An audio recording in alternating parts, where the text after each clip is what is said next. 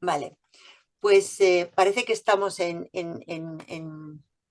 directo ya. Buenas tardes a todas y a todos los que estáis aquí. Bienvenidos. Muchas gracias por estar aquí con nosotros para compartir este nuevo programa que os vamos a presentar, esta nueva investigación que estamos haciendo Pedro Espadas y yo. Y pues muchas gracias por estar aquí esta tarde con nosotros. Entonces nos vamos a presentar.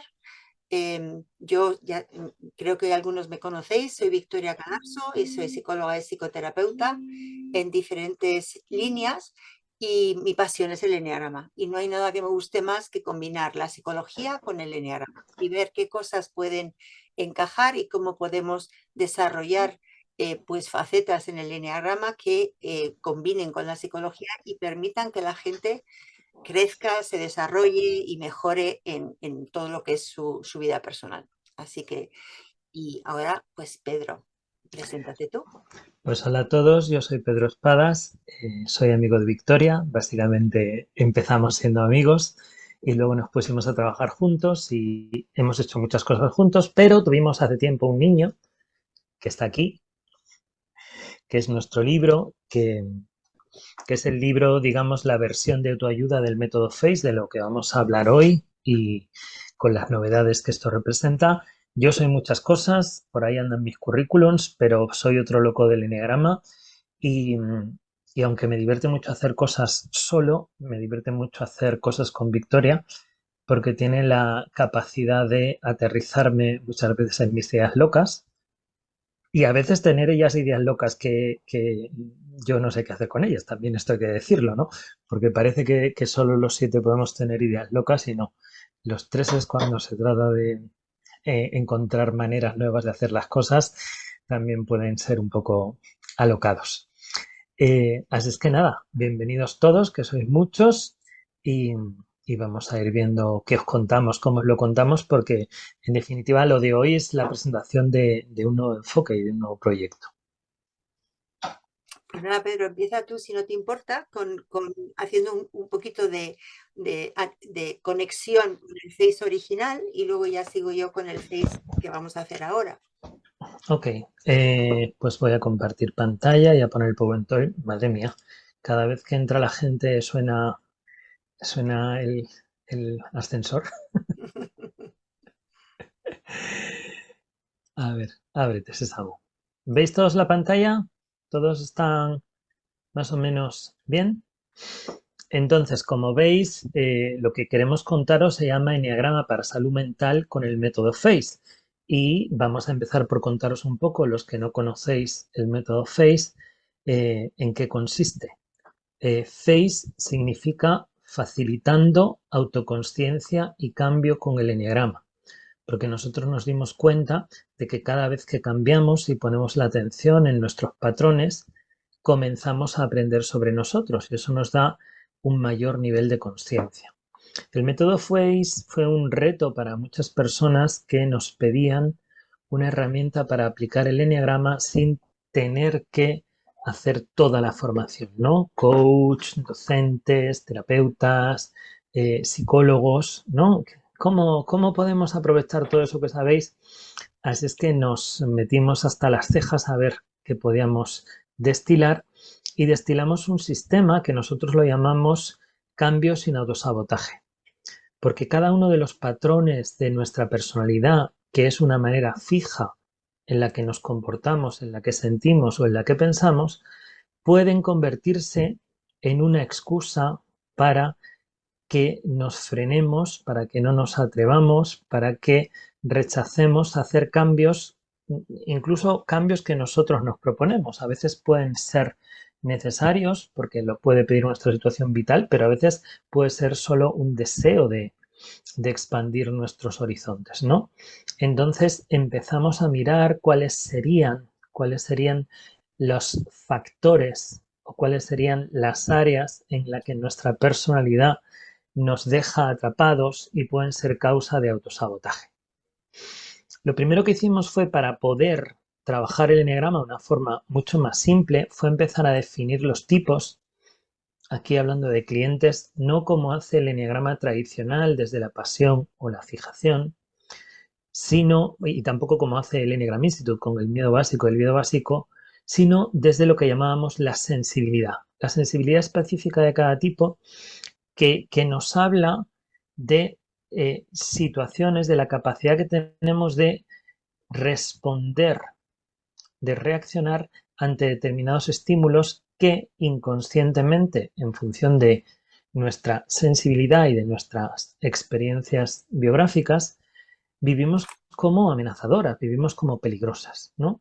Por decirlo de una manera un poco más simple, el método FACE y las sensibilidades nos habla de los motivos con los que sacamos el ejército a la calle porque tenemos miedo de que algo de fuera nos haga daño, ¿no? Y también define cómo nos comportamos en el mundo, ¿no? Que es justo como no como a veces es la causa por la que no estamos disponibles para cambiar. Entonces, el eneatipo 1, nosotros lo llamamos el sensible a la integridad. Para el eneatipo 1 es especialmente importante que todos sus comportamientos correspondan a su visión del mundo, corresponda a sus valores, corresponda a su ideal de lo que es correcto y esté bien. Con lo cual, un eneatipo 1, cuando para cambiar tenga que atentar contra uno de esos valores, pues evidentemente se va a autosabotear. El eneatipo 2 lo llamamos el sensible al agradecimiento. El agradecimiento es la respuesta cálida y afectiva que nos hace el otro en función de nuestros comportamientos. Entonces, cuando el eneatipo 2 no recibe esa respuesta, pues se pone en alerta y dice algo pasa. Y por supuesto no va a querer cambiar si el precio es perder esa respuesta. El eneatipo 3 es el sensible a la admiración, la necesidad de que todos los demás le valoren, le convierten en algo aspiracional, ¿no? Yo muchas veces digo de broma que a los tres es en realidad lo que más les gustaría es que nosotros quisiéramos ser ellos, ¿no? Esto sería como lo que les haría sentirse valiosos. El eneatipo 4 es el sensible a la originalidad, esa necesidad de expresarse de manera diferente en cada momento, de subrayar la diferencia que tiene con los demás y que normalmente hace a través de cómo las cosas le afectan, a través de su respuesta emocional. El eneatipo 5 lo llamamos el sensible a la rentabilidad. Las cuentas claras. ¿Cuál es el coste de hacer una acción? ¿Cuál es la repercusión o el retorno que va a tener esa acción? ¿No? Como si el eneatipo 5 mirara cada uno de sus comportamientos como una inversión en bolsa. Y si la inversión es rentable, pues evidentemente yo no voy a querer hacer nada, yo no voy a querer cambiar. El eneatipo 6 es el sensible a la seguridad. Y esta seguridad habla de evitar consecuencias negativas. Y cuando no estoy seguro de que voy a asumir riesgos y de que esos riesgos pueden suponer una consecuencia negativa, pues no voy a cambiar. El eneatipo 7, que es el mío, somos los sensibles a la variedad, los que necesitamos sentir que los estímulos son diferentes, que no estamos simplemente haciendo todo el rato lo mismo, como si necesitáramos una novedad para que nuestro sistema nervioso pudiera sentirse auténticamente estimulado. El eneatipo 8 es el sensible a la independencia, a que nadie le imponga límites, a poder autogestionarse, a que nadie le diga cómo hacer las cosas y a no depender de nadie para satisfacer sus necesidades. Por lo tanto, si para cambiar tiene que cuestionar su independencia, pues probablemente vaya a autosabotearse, ¿no?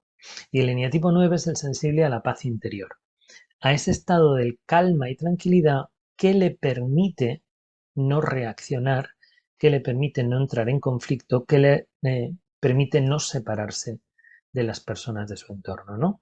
Entonces, este fue el primer acercamiento desde donde los eneatipos miran el cambio y cuál es el precio que no están dispuestos a pagar, salvo que les ayudemos a entender que ni la integridad, ni el agradecimiento, ni la admiración, ni la originalidad, etcétera, son la panacea universal que les garantice su bienestar en el mundo. y que a veces hay que reformular estos conceptos porque también estamos manejándolos de manera muy rígida y no hemos sido capaces de actualizarlos conforme a nuestras experiencias presentes.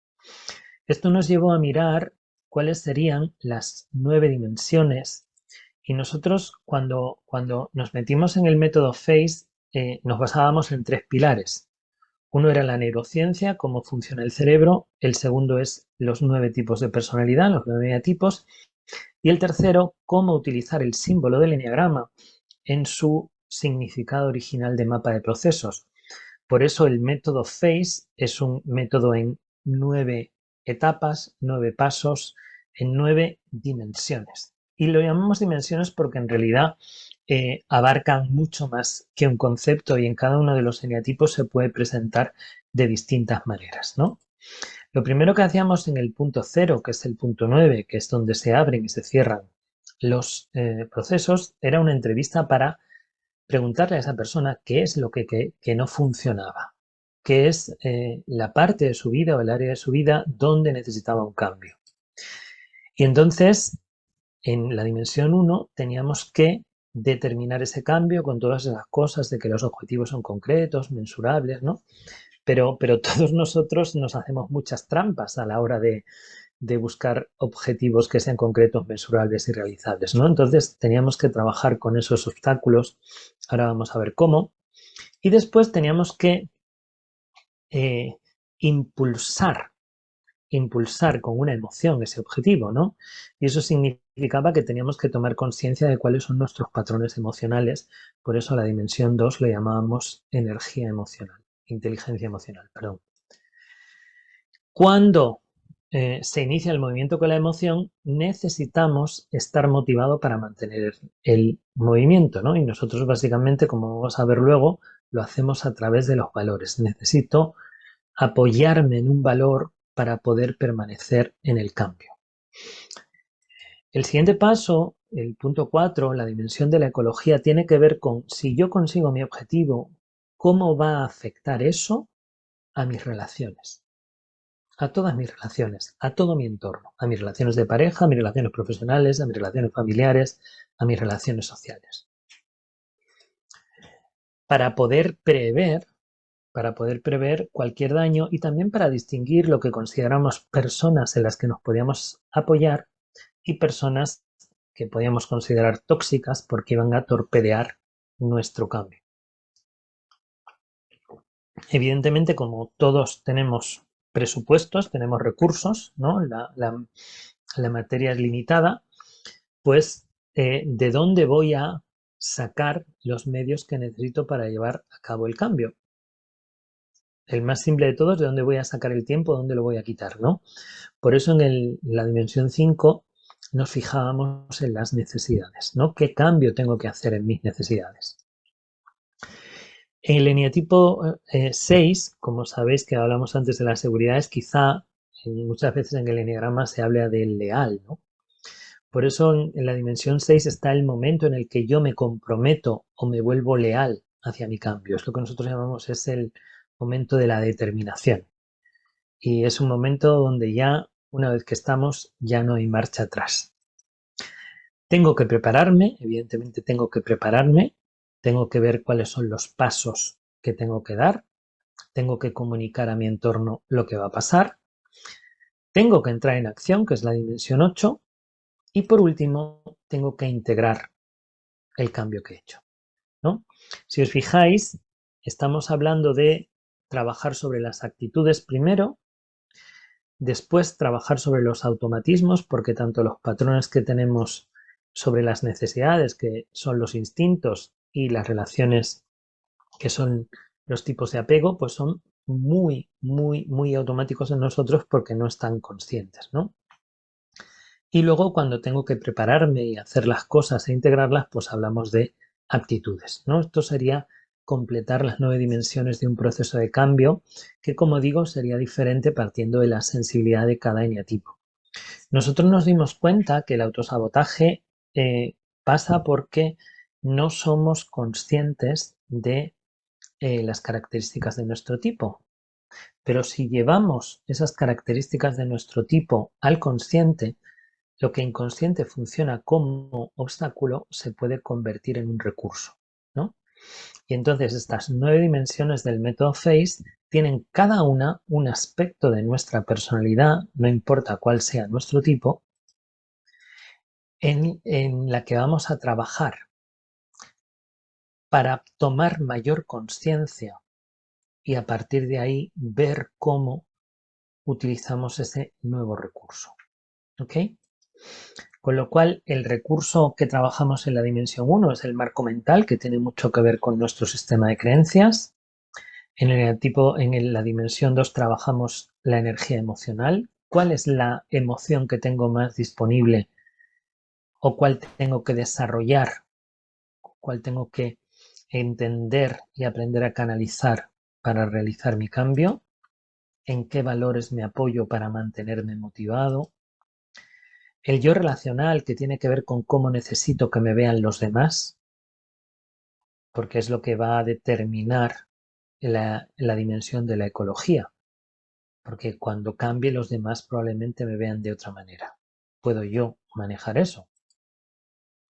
El yo instintivo, que es cómo distribuyo normalmente mis recursos para satisfacer mis necesidades y que los que conocéis el eneagrama sabéis que hablamos del instinto dominante y del instinto ciego y de cómo tenemos energía para unas cosas y no tenemos energía para otras. El autoconcepto no es la idea que tienen los demás de mí, es la idea que yo tengo de mí. Entonces, evidentemente, cuando yo estoy haciendo un cambio, me va a ayudar mucho que conseguir el cambio me permita verme mejor a mí mismo, me permita mejorar mi autoconcepto. La disposición habla de cómo nosotros normalmente preparamos las acciones y planificamos. Sabéis que tenemos algunos eneatipos que son tremendamente impulsivos y otros que se lo piensan tanto que hasta que arrancan, ¿no? Entonces, esto es lo que llamamos el potencial de la disposición, tomar conciencia de esos patrones por si tengo que hacer algún cambio o qué tengo que pueda aprovechar. La voluntad, que es el potencial que tengo que tomar conciencia para llevar a la acción, y tenemos que tener en cuenta que en la dimensión 8, cuando yo hago la acción de cambio siempre ocurre fuera de mi zona de confort y eso significa que voy a entrar en estrés, que no voy a hacerla relajadamente y cuando tengo estrés pierdo la voluntad, porque cuando tengo estrés, y vamos a hablar un montón de estrés hoy, lo que quiero es salvarme, me siento amenazado. Y cuando me siento amenazado, mi única voluntad es salir corriendo, es volver a lo conocido. Y por último, la conciencia, que es el potencial que hay en la dimensión de la integración, que es que he aprendido sobre mí mismo, además de haber conseguido el cambio después de atravesar todas estas dimensiones. ¿Ok? Entonces, si os fijáis, la parte de arriba, la voluntad, la conciencia, el marco mental, son cosas que tenemos bastante accesibles en el consciente. La disposición, el autoconcepto, los valores y la energía emocional, tenemos más acceso a ellos en el subconsciente, pero los patrones de las necesidades instintivas y de las relaciones son bastante inconscientes, ¿no? Entonces, trabajando sobre estos potenciales es como atravesamos conscientemente las 9 dimensiones que hemos hecho antes, que hemos citado antes, y por supuesto respetando y teniendo siempre en cuenta que mi sensibilidad va a determinar que cada potencial y cada dimensión sea distinto para cada tipo, ¿no? Esto es básicamente lo que nosotros diseñamos en el FACE original, que es el que tenéis en el libro y que es la formación que 1 o 2 veces al año Victoria o yo o los dos juntos a veces impartimos, pero queríamos más, ¿no? Nos parecía que quizá podíamos ir más allá y entonces pues Victoria me llamó y me dijo, Chan. Pues ahora, ¿qué pasa? Que nos dimos cuenta que realmente el Face original era para hacer procesos de cambio individuales, ¿no? Y era cómo vivía yo mi proceso de cambio, que yo elegía qué cambio quería hacer. Entonces iba siguiendo todos estos procesos que ha explicado Pedro para asegurarme que el cambio era un cambio que me proporcionaba una satisfacción personal y que realmente yo notaba el cambio. Pero uno de los factores que ha mencionado Pedro que más podría afectar a que ese cambio no se llevara a cabo podría ser la relación con los demás en el punto 4 que he mencionado, la ecología o el yo relacional, y también el cómo manejábamos el estrés, que era el punto justo antes de llevar a cabo el cambio. Y entonces por eso empezamos a pensar que realmente el que se produzca o no se produzca el cambio tiene mucho que ver con cómo los demás nos pueden afectar. Y por eso decidimos que íbamos a hacer un método FACE que tiene que ver con mi relación con el entorno y cómo ese entorno me puede condicionar a mí o cómo puedo yo condicionar ese entorno, ¿no? Entonces, en vez de verlo como un proceso de cambio individual, es como cómo yo afecto al entorno y cómo el entorno me afecta a mí, con lo cual sería más un face social, si queréis. Entonces, ¿qué es lo que pasa? Que cuando nosotros interactuamos con el entorno nos está influyendo y muchas veces nos influye para bien, pero hay otras muchas veces que nos influye para mal. Entonces nos dimos cuenta que los factores que más influyen para mal tienen que ver con el estrés. Y a raíz de fijarnos en el estrés, decidimos que íbamos a hacer un método FACE que manejara ese estrés para que las personas tuvieran bienestar.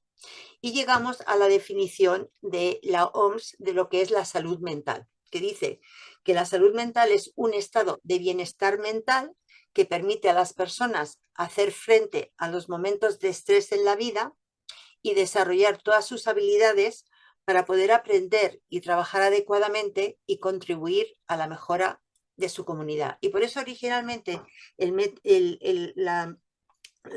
nombre de esta conferencia era el Enneagrama para Salud Mental con el método FACE y era salud mental comunitaria. En realidad lo que queríamos decir es la salud mental con respecto a nuestra interacción con el grupo, ¿no? Y entonces, ¿qué pasa? Que lo que sí que nos quisimos desarrollar más es que este enfoque, en vez de fijarse solamente en los cambios individuales internos, era cómo nuestros cambios individuales internos también afectan a nuestro mundo externo y mundo social, y por eso es por lo que ahora lo llamamos el método FACE para salud mental social, ¿no? O con respecto a los grupos. Entonces, lo que hemos decidido es crear un sistema que va a permitir que no que entendamos la salud mental como una ausencia de trastornos mentales, sino cómo potenciar la salud mental, qué habilidades tenemos que manejar para poder lidiar con los factores adversos que se producen en el entorno de nuestra vida y que afectan a todos nuestros aspectos mentales, pero además le añadimos emocionales y comportamentales o también los espirituales. Entonces, aunque la definición de la OMS se refiere a la salud mental, nosotros nos referimos a la salud mental, emocional y corporal, porque ahora, como veréis, para nosotros siempre ha sido muy importante todo el tema de la neurociencia y por eso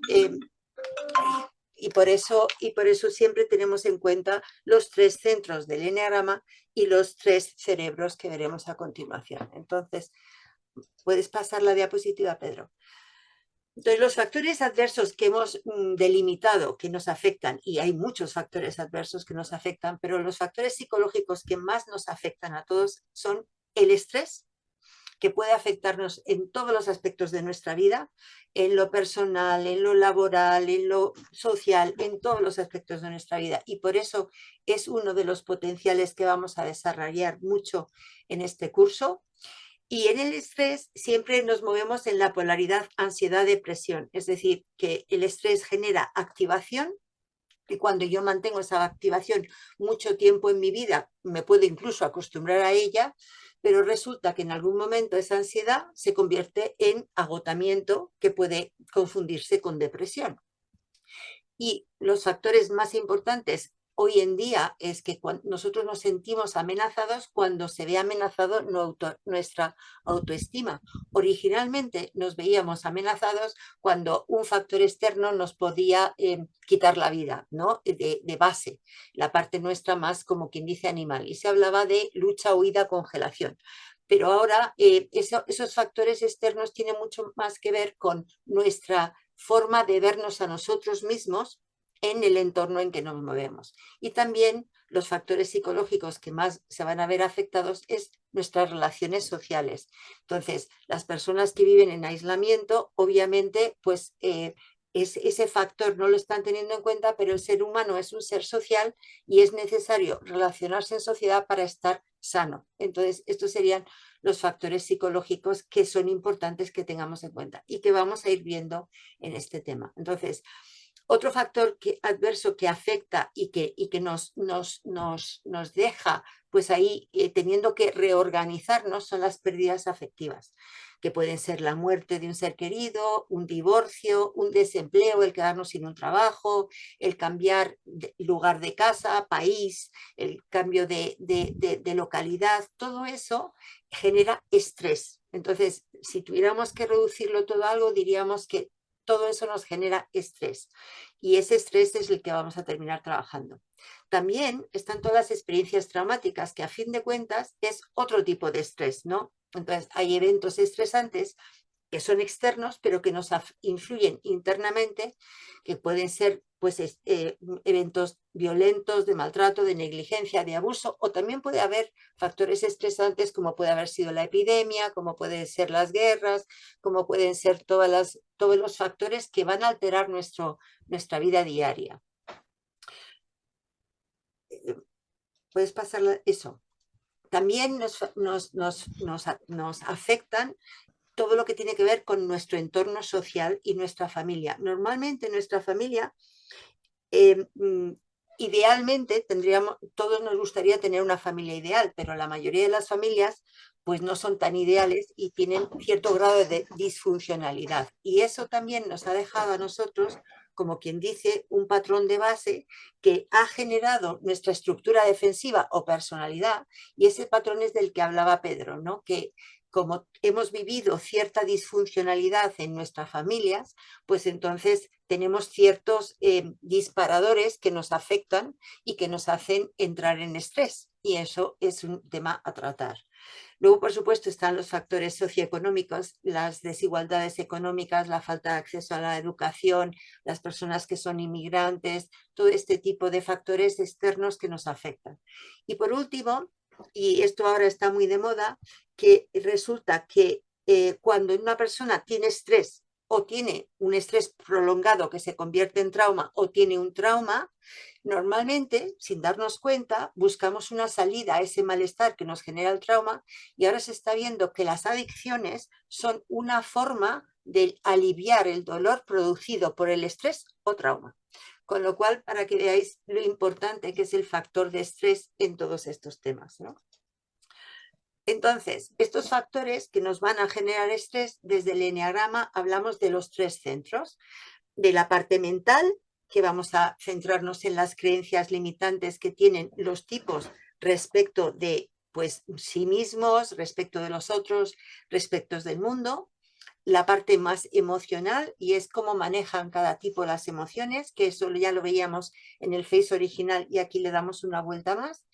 Y la parte corporal, que ahora, sobre todo en el mundo de la psicología, se está integrando un montón, y es que entendamos que todas nuestras sensaciones físicas responden a nuestro sistema nervioso y que una de las cosas que tenemos que aprender a equilibrar es nuestro sistema nervioso para que nuestras emociones estén equilibradas y nuestras creencias sean más positivas y no sean creencias de miedo y de limitación, como suele ser cuando estamos en una situación de estrés, viviendo el estrés como supervivencia que nos hace sentir amenaza.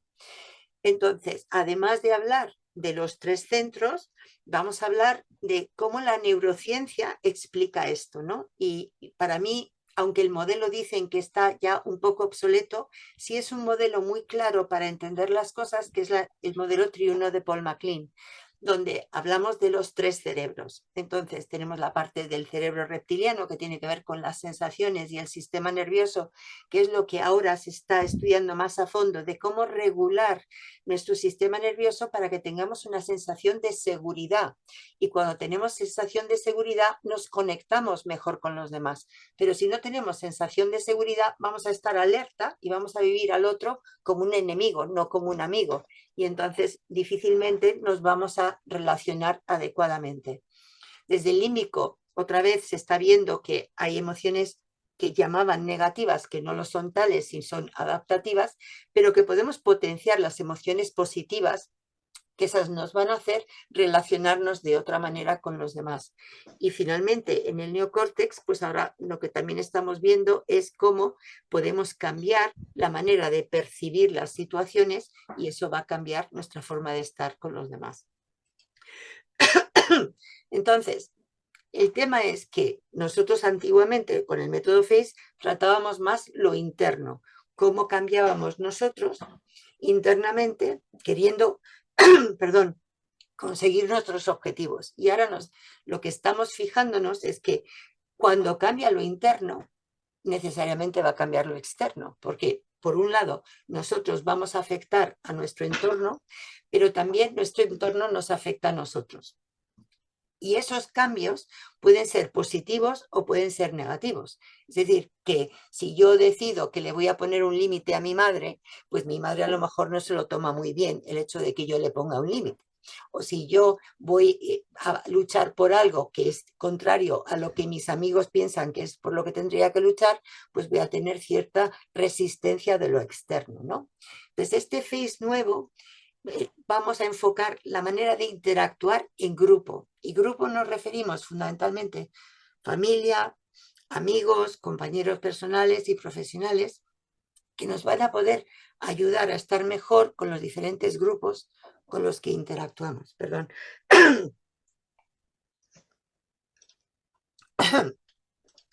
Entonces, los beneficios de este nuevo FACE es que vamos a poder, si somos más conscientes de nuestra interacción con el grupo, poder aportar más al grupo por un lado, poder estar en mejor relación con el grupo. Cuanto mejor nos relacionamos con el grupo, también el grupo va a aportarnos más a nosotros.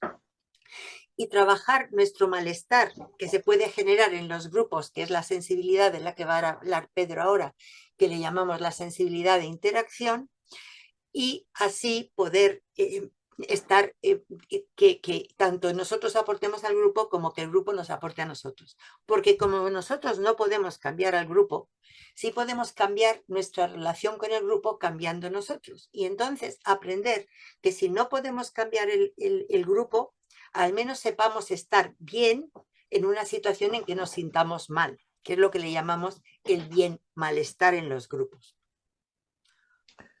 Y esta idea del bien malestar que a mí me apasiona, a pesar de lo que pueda parecer, no es del 7, es de la 3, ¿no? Porque el bien malestar no es reencuadrar la situación. El bien malestar es, desgraciadamente, trabajar la situación. Entonces, el método FACE o esta nueva aplicación de método FACE para salud mental en los grupos tiene que ver con trabajarme, con trabajar esos aspectos que me van a permitir sentirme mejor frente a lo que no puedo cambiar, ¿no? Y entonces, igual que el método FACE original partía de lo que llamamos la sensibilidad específica, pues nosotros hemos creado aquí lo que llamamos las sensibilidades de interacción.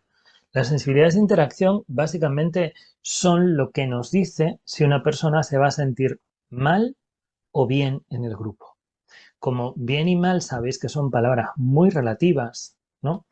En vez de utilizar bien y mal, vamos a hablar de bienestar y malestar, que es mucho más definitorio sin dejar de ser algo plenamente subjetivo. Pero todas las personas del mismo eneatipo tienen tendencia a experimentar bienestar o malestar en función de estas sensibilidades de interacción en el grupo. ¿Ok? Empezamos por la objetividad, ¿no?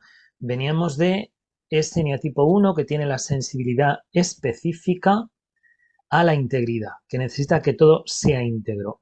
Y de repente, aunque el grupo sea más o menos íntegro, lo que los unos no pueden soportar es que el grupo no tenga una estructura, no tenga una medida que sea realmente firme, que sea sólida, que las reglas, que las interpretaciones, que los valores, que las metas, se, los entendamos todos de la misma manera para que nadie las pueda utilizar en su beneficio, ¿no?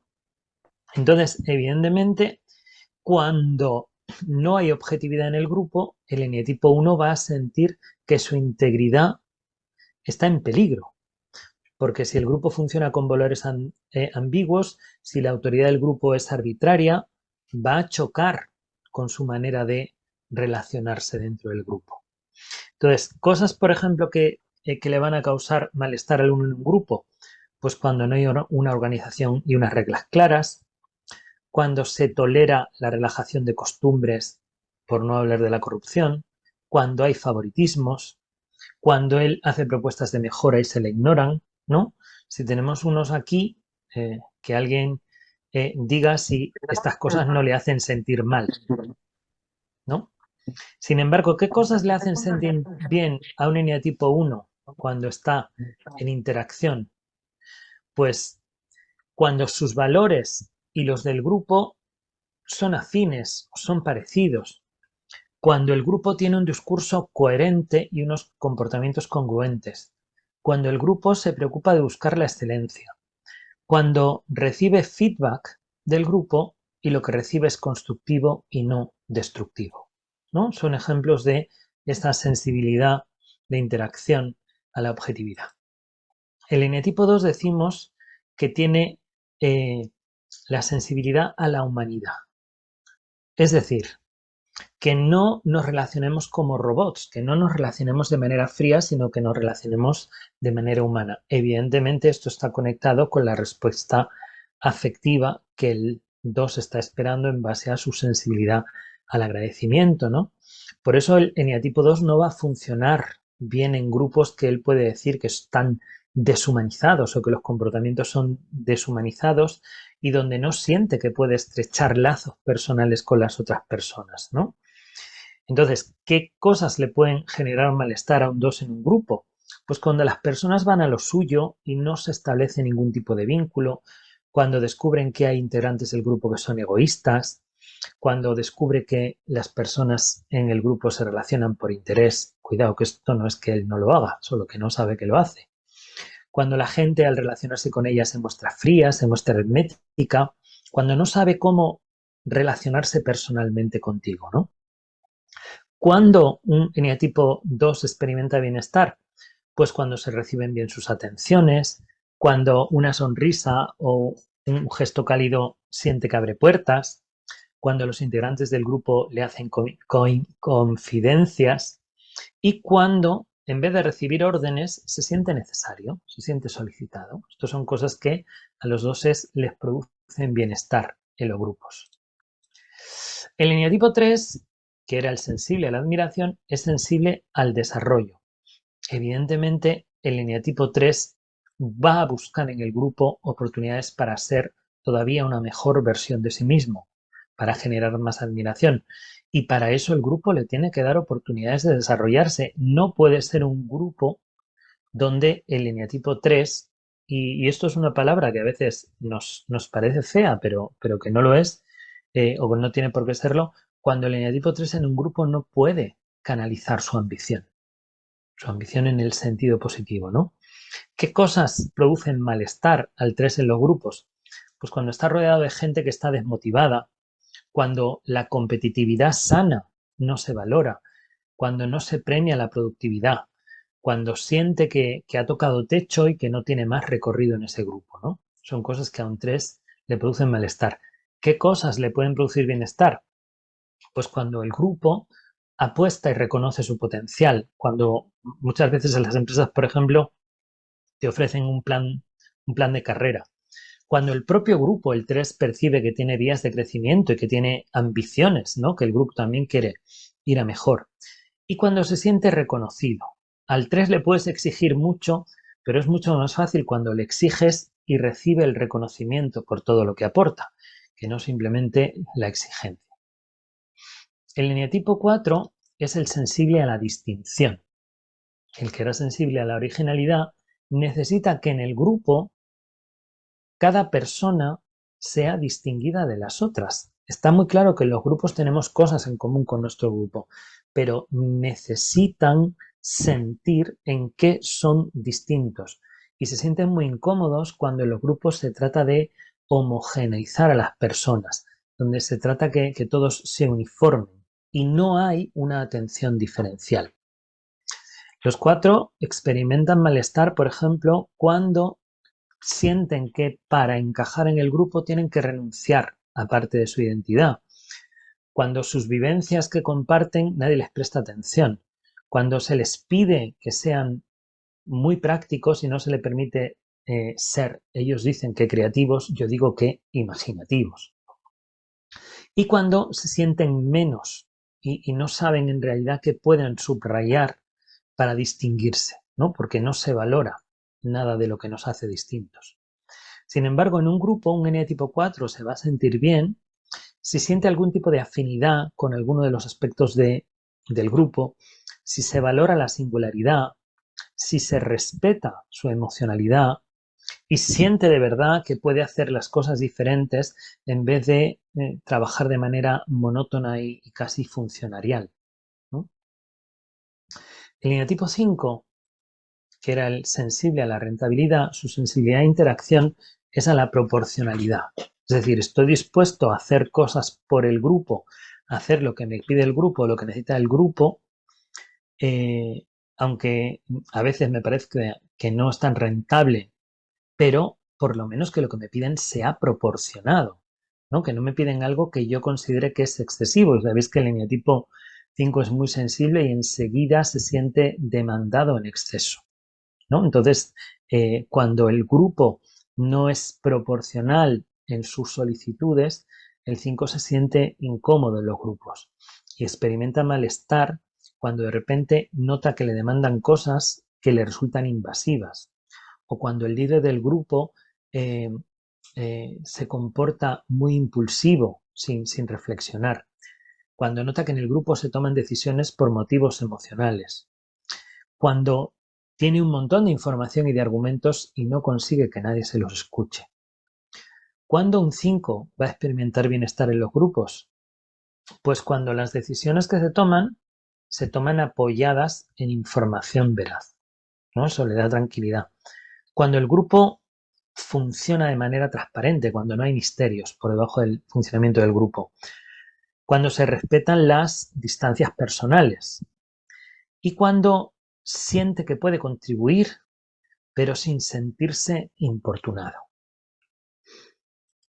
El eneatipo 6 es el sensible a la estabilidad, ¿no? Si la sensibilidad específica era la seguridad, lo que espera del grupo es que sea estable, que el grupo no le dé sobresaltos, que el grupo tenga una dirección y un sentido claros, ¿no?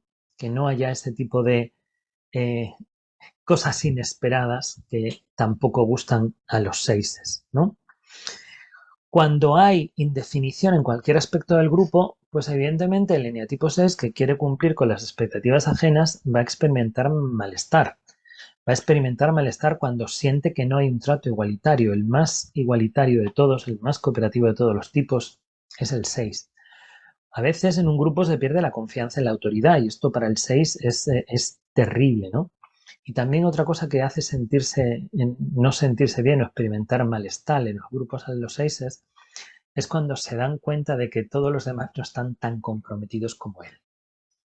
¿Qué cosas hacen que el eneatipo 6 experimente bienestar estando en grupo? Pues cuando hay una dirección clara, cuando la gente coopera, cuando los miembros se prestan apoyo mutuo y cuando siente que si no está preparado para hacer algo, en vez de reclamarle, le ofrecen formación, le ayudan a sentirse preparado y seguro. El eneatipo 7, que es el mío, y era el que necesitaba variedad, pues evidentemente necesita cierta flexibilidad para no tener que renunciar a la variedad en su vida, ¿no? Y a veces eso significa que le dejen organizar su agenda y a veces eso significa que le permitan hacer cosas diferentes dentro del grupo, ¿no? ¿Cuándo siente malestar el 7? Pues cuando el grupo no le ofrece ninguna novedad y de repente todo en el grupo se vuelve previsible. Cuando a veces el grupo entra en desánimo y él intenta animarlo y no hay manera de levantar aquello. Es duro. A veces cuando ya no se le ocurre qué proponer para que el grupo se dinamice, ¿no? Y cuando se siente atrapado sin alternativas posibles, ¿no? Como que el grupo me condiciona en exceso, es una hipoteca muy pesada. ¿Cuándo los eneatipos 7 experimentan bienestar en los grupos? Pues cuando tiene cierta movilidad, viene en su rol, viene en sus tareas, cuando puede autogestionar su planificación, cuando el grupo se mete en un terreno nuevo y le dicen, hemos pensado que esto lo explores tú, esto nos gusta mucho, y como los 7 tenemos esa costumbre de creernos tan listos, cuando de verdad sentimos que el grupo aprovecha todas nuestras capacidades, ¿no? Nos gusta ser aprovechados, aunque también nos gusta aprovecharnos. ¿Qué le vamos a hacer? El eneatipo 8, que era el sensible a la independencia, es sensible a la involucración. La involucración, por supuesto, sin perder la independencia. ¿Cuándo me siento involucrado? Pues cuando se escucha mi opinión, cuando tengo cierta capacidad de autogestión. Porque si no, el 8 se siente sometido en el grupo, se siente oprimido y eso le genera muchísimo malestar, ¿no? Cuando tiene que cumplir normas que le limitan, cuando no le queda más remedio que trabajar con una persona autoritaria que está por encima de él, cuando delante del grupo se expone alguna debilidad o alguna eh, vulnerabilidad suya, o a veces también cuando el grupo le reprocha que va por libre, ¿no? Como si no le importara el grupo, porque evidentemente, como sabemos, los 8 en el fondo son muy sensibles y claro que le importamos. Lo que pasa es que a veces no encuentra la manera de expresarlo, ¿no? Entonces, ¿cuándo el 8 siente bienestar? Pues cuando tiene cierta capacidad de tomar decisiones sin consultar con nadie, cuando hay temas importantes y se le pide opinión y se le escucha, cuando hay una urgencia y se valora su capacidad de improvisar, ¿no? Y cuando más que ser obligado, somos capaces de que el grupo le motive. Y por último, el eneatipo 9, que era el sensible a la paz interior, necesita para mantener su paz interior que fuera haya paz exterior. Porque ¿cómo mantengo mi paz interior si estoy en un terreno minado, si estoy en un frente bélico, ¿no? Con lo cual, el 9 experimenta malestar cuando la gente no se relaciona con cordialidad, cuando la gente a veces en los grupos está en estado de crispación, porque no puede evitar resonar con esa energía. Cuando en el grupo no se busca el consenso. Al 9 también le produce mucho malestar cuando le imponen los cambios y le piden urgencia, o cuando le piden tomar partido o posicionarse. Sin embargo, cuando los cambios se imponen gradualmente, cuando se le informa en vez de presionarle, cuando se da cuenta de que en el grupo se persigue el beneficio de todos y no se excluye a nadie, o cuando ve que hay buena voluntad a la hora de afrontar las dificultades o las diferencias, ¿no? Entonces, estas son las 9 sensibilidades de partida de lo que nosotros con nuestra experiencia trabajando con los tipos entendemos que puede generar bienestar o malestar. Aunque cada uno de de los tipos tiene una sensibilidad más marcada, como todos tenemos estas 9 sensibilidades, hemos elaborado también mirando estudios sobre qué cosas eran importantes que el grupo te aporte, hemos elaborado, hemos inducido de estas sensibilidades de interacción lo que llamamos las dimensiones. Las dimensiones de lo que el grupo tiene que aportar al individuo, de las dimensiones de lo que el grupo tiene que cuidar, ¿no? Y entonces vamos a darnos cuenta que si estamos hablando de que el eneatipo 1 buscaba o necesitaba que hubiese objetividad en el grupo, va a ser muy importante que el grupo, la dirección del grupo, las decisiones del grupo sean imparciales, ¿no? Que no se tome parte, que no se tome parte por ningún individuo, sino que se tome parte por lo que es importante para el grupo, ¿no? Y que tiene que ver con la equidad y que tiene que ver con el equilibrio, que tiene que ver con la justicia. Cuando yo quiero que se permita la humanidad y el trato humano porque me preocupa el agradecimiento, evidentemente me gusta que el grupo reconozca a cada uno de los miembros qué es lo que aporta, ¿no? Muchas veces en los grupos se da por sentado que cada uno está haciendo su papel y pasamos por encima del reconocimiento, ¿no? Entonces, no, sabemos quién ha hecho esto, sabemos quién aporta esto, sabemos quién se ocupa de esto y que además se ocupa bien. El eneatipo 3, que era sensible al desarrollo, pues evidentemente necesita que en el grupo haya dinamismo, que en el grupo haya energía, que en el grupo haya movimiento para que surjan esas oportunidades de crecer, ¿no? Y haya, el dinamismo significa de alguna manera también que, que el grupo nunca se para, que el grupo siempre va caminando en la dirección que tiene que ir. El eneatipo 4, que era el sensible a ser distinguido, a que me distingan, evidentemente nos lleva a pensar en el mundo de la diversidad, ¿no? La diversidad como que cada uno de nosotros aporta algo diferente y aporta algo valioso. Que en la diferencia, yo muchas veces digo que en las relaciones se cumple lo que yo llamo la regla Becren, que quiere decir que las relaciones a las diferencias de las relaciones o cuecen o enriquecen, ¿no? Pues la diversidad tiene que ver con que el grupo esté abierto a que cada uno en determinados aspectos sea de una manera y que haya disparidad, ¿no? Entendiendo que esa disparidad o esa pluralidad lo que hace es enriquecernos. Cuando el eneatipo 5 era sensible a la proporcionalidad, es porque espera que en el grupo haya racionalidad, que las cosas funcionen conforme a una lógica, que haya sensatez, que haya, los 5 dirían que haya cordura quizá, ¿no? Que no tengamos, que no hagamos locuras.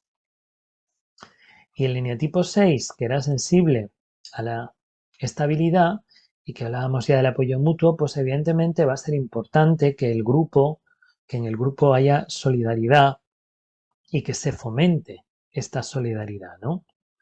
Que tiene que ver con remar juntos, que tiene que ver con cooperar, que tiene que ver con realmente la suma de las partes es mucho más que la suma de individuos, ¿no? Otro de los aspectos del que también se habla mucho ahora es la conciliación, ¿no? La conciliación que se habla de la vida profesional con la vida personal, pero ¿qué pasa con la conciliación de mi vida en el grupo, sea cual sea el grupo, y mi vida fuera del grupo, ¿no? Para tener esa flexibilidad al que el 7 era sensible. Para involucrarme, el grupo tiene que hacerme sentir parte. Todos necesitamos la, eh, la sensación de que participamos y la invitación a participar para poder involucrarnos, ¿no? Y por último, para el grupo tiene que ser importante la armonía. Entonces, todos estos aspectos son importantes para todas las personas que están relacionándose e interactuando con un grupo independientemente de su eneatipo, aunque evidentemente, en función de esa sensibilidad de interacción, va a haber algunas que nos generen mayor malestar. Y el asunto sería entender qué podemos hacer para experimentar bienestar. Cuando en el Face original hablábamos de las dimensiones, hablábamos de los potenciales. Pero los potenciales, si fuéramos en paralelo, tendrían que ser cosas que tendría que trabajar el grupo, cosas que tendría que llevar al consciente el grupo para cambiar. pero como nosotros como individuos no podemos cambiar el grupo, lo que hemos llevado a los potenciales, que es lo que va a explicar Victoria ahora, son las cosas en las que nosotros podemos trabajar para, como hemos dicho antes, aprender a bien malestar. Bueno, entonces, con el método FACE, como ha dicho muy bien Pedro, pues desarrollamos el potencial de los eneatipos. Entonces, ¿qué es un potencial? Pues es una característica de la programación del patrón de base de cada eneatipo que cuando opera de manera inconsciente puede ser incluso un obstáculo, pero cuando tomamos conciencia de cómo nos afecta, pues entonces podemos convertirlo en un recurso. Es decir, todo lo que acaba de mencionar Pedro de la sensibilidad a la interacción que se va a activar cuando entramos en un grupo y lo que va a hacer que busquemos en el grupo son dos de los factores que van a influir en que estemos bien o estemos mal. Con lo cual, lo que queremos ver es qué podemos hacer para manejar eso, porque como bien ha dicho Pedro, no podemos cambiar el grupo. Entonces, vamos a hacer que convertir lo inconsciente en consciente para poder transformarlo en su manifestación más positiva. Y para hacer esto vamos a tener en cuenta tres actitudes o tres formas de afrontar el tema, que es comprendiendo, que es el centro mental, siendo compasivos, acompañando al otro en su pasión, en su emoción, sin tener que intervenir, simplemente estando ahí, esa relación que se establece cuando tú a alguien lo aceptas tal y como es, y teniendo paciencia. Paciencia tiene mucho más que ver con la paz corporal, ¿no? Que nos haga poder estar realmente presentes, comprendiendo, siendo compasivos, y eso va a facilitar que haya comunicación y diálogo y facilite el que tengamos una buena interacción con el grupo que sea, familia, amigos o lo que sea. Entonces, con esta nueva aplicación del método FACE, lo que vamos a aprender es a manejar bien los siguientes potenciales. Aprenderemos a manejar nuestro estrés, pero se habla mucho de estrés, mucha gente habla de estrés como estresores, estrés como respuesta, pero el estrés nos afecta a todos a todas horas. Y lo que tenemos que aprender es cómo podemos manejarlo. Y hay estrés mental, que eso lo saben muy bien los mentales, que es cuando tienen la cabeza con muchísima rumiación, mucho diálogo interno, mucho no poder parar la cabeza. Hay estrés emocional cuando tenemos una ansiedad que nos, a lo mejor incluso nos quita la respiración y que son muchas emociones ahí que no sabemos tampoco dilucidarlas ni saber cuál es cuál. Y hay estrés corporal que tiene mucho que ver con nuestro sistema nervioso y cómo nuestro cuerpo puede estar en agitación, que esa agitación genera ansiedad. Entonces, todo está relacionado, mental, emocional y corporal, pero tenemos que aprender a manejarlo. ¿Cómo? En gran parte conociendo qué me está produciendo este estrés y cómo puedo manejarlo a nivel mental, a nivel emocional y a nivel corporal, y también incluyendo los límites sanos, los límites que me voy a poner a mí mismo para conseguir que mi cuerpo esté en paz, para conseguir que mis emociones las pueda autorregularme correctamente y también que pueda ser capaz de ordenar y clarificar mis pensamientos para que no me aturullen y me dejen que no tengan ninguna claridad mental. También aprenderemos a manejar el conflicto, porque la vida son conflictos, problemas, y en cada problema tenemos que tomar decisiones, y en esas decisiones tenemos que negociar qué cojo y qué dejo. Y todo eso, cada tipo lo va a manejar de una manera diferente, pero podemos aprender nuevas maneras que van a hacer que manejemos el estrés de mejor manera. Entonces vamos a ver qué factores intervienen en el conflicto, qué factores intervienen en la negociación y qué factores intervienen en la toma de decisiones para que lo llevemos de una manera más fluida y no nos quedemos ahí estresados y bloqueados, ¿no? Cuando no podemos tomar decisiones o no podemos llegar a acuerdos, ¿no? Y claro, cada vez que tomamos una decisión o cada vez que tenemos un conflicto, pues ¿qué pasa? Que dejamos algo atrás. O sea, tenemos que permitirnos desapegarnos de aquello que no tenemos en cuenta o que tenemos que dejar atrás. Y entonces, siempre que hay una negociación, siempre que hay un conflicto, va a haber un cambio. Y hay muchas personas que el cambio no lo viven del todo bien. Y los cambios también suponen pérdidas. Y las pérdidas también hay que aprender a manejarlas, porque si no aprendemos a manejar estas pérdidas, pues realmente se produce más estrés, y si veis es un círculo vicioso. Yo tengo estrés y los estreses que yo tengo me hacen estar ansioso, irritable y no tengo la mente clara. Como no tengo la mente clara, sin darme cuenta me meto en conflictos. Esos conflictos no los sé manejar porque el estrés no me permite que yo tenga claridad mental. Entonces la negociación va a ser una negociación no sana, a lo mejor tratando de imponer mi criterio, y voy a tomar decisiones igualmente precipitadas porque el estrés no me hace ver con claridad. Y entonces, al final, cuando ya haya tomado una decisión, voy a darme cuenta que he perdido por tomar una decisión que no estaba del todo bien razonada, y voy a tener que manejar la pérdida de haberme equivocado. Entonces, eso en resumidas cuentas es lo que tenemos que aprender a manejar, entendiendo estos factores en su totalidad y viendo cómo cada uno de los tipos lo manejan en la actualidad y cómo pueden aprender a manejarlo para que sus relaciones con el grupo fluyan, sepan manejar el estrés, sepan manejar el conflicto, sepan manejar las pérdidas, y aunque el grupo no cambie, pues que ellos puedan bien malestar en esa situación porque tienen al menos la capacidad interna de manejar estas cosas. Entonces, eso sería muy resumidamente, porque veo que ya el tiempo nos corre, muy resumidamente lo que va a incorporar el método FACE para salud mental con respecto a los grupos.